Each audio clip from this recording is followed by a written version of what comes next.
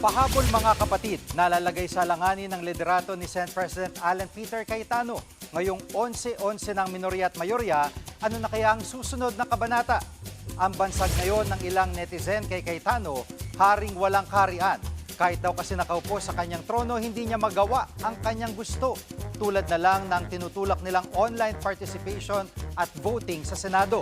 At ngayong nakakulong si Senator Jinggoy at nagtatago naman si Senator Bato. Nabawasan pa ang kanilang puwersa. Pero kahapon, tila nag-flex ng kanyang kapangyarihan si Cayetano at ang mayorya nang indyan sila sa plenaryo. Ilang oras naghintay sa wala ang minorya. Pinatayan pa raw sila ng aircon at internet. Tingin tuloy ng netizens, gantihan ni Cayetano at ng mayorya sa pag-walkout ng minorya noong isang linggo. Sa hindi matapos-tapos na drama sa Senado, walang magawang sambayanan kundi abangan ang susunod na kabanata.